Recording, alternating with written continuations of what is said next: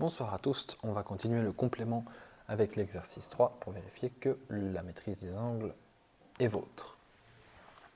On a donc ici un parallélogramme, donc cette figure a tous ses côtés parallèles, ce qui va déjà nous permettre de reproduire certaines choses.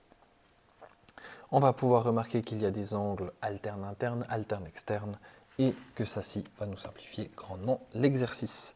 On remarque déjà que 3x ici est l'angle alterne externe avec gamma, donc gamma est égal à 3x, et que bêta est un angle alterne interne avec 5x. Ensuite, ici on a un angle de 80 degrés, puisque 100 plus 80 ça fait une ligne droite, et donc 80, et donc dans le triangle ABC, on a 180 degrés qui est égal à 80 plus bêta plus gamma, autrement dit plus 3x plus 5x.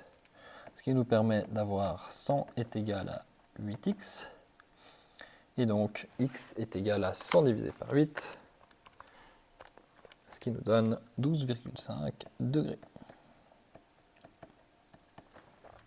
Et maintenant, gamma c'est 3x, donc gamma est égal à 12,5 fois 3, c'est-à-dire 37,5 degrés. Et bêta, il est égal à 5 fois ce 12,5, autrement dit 62,5 degrés. Et on en a terminé avec le A. On continue avec le B qui est aussi c'est pas un parallélogramme, c'est un trapèze rectangle, sauf erreur, si c'est comme ça que ça s'appelle. Et donc, deux côtés sont parallèles et un des côtés a l'air d'être perpendiculaire aux autres. Déjà, on va regarder dans l'énoncé, si par hasard il l'est et que j'ai oublié de le noter. Non, pas du tout. Par contre, effectivement, on a le ADC ou BA, BD, BC qui sont représentés par l'arc de cercle et qui nous dit que cette forme-là a trois côtés égaux. Si les trois côtés sont égaux, ça veut dire qu'à l'intérieur ici, je peux retrouver le 30 degrés en face, ce qui va me permettre de assez facilement calculer la première moitié de delta, et la deuxième moitié qu'on va pouvoir calculer avec le fait que ici on a aussi epsilon. Et qu'est-ce qui va nous manquer? Il va nous manquer le fait que ces deux soient parallèles, et donc ici on a 30 degrés. Donc vraiment, si vous voulez une technique pour ce genre d'exercice, regardez étape par étape quelles sont les informations que vous avez déjà exploitées.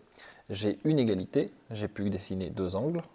J'ai une deuxième égalité, j'ai pu dessiner deux autres angles. J'ai le fait qu'elles soient parallèles, j'ai pu dessiner encore un angle.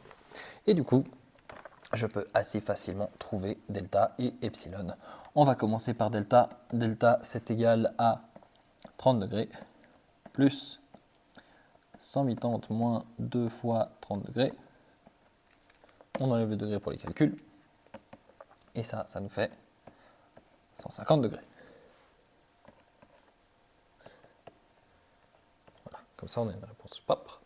Et après, epsilon,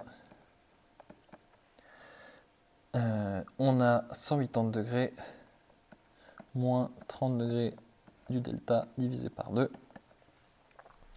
Ça nous fait 150 divisé par 2, ça fait 75 degrés est égal à epsilon. Et voilà pour le 3 du complément.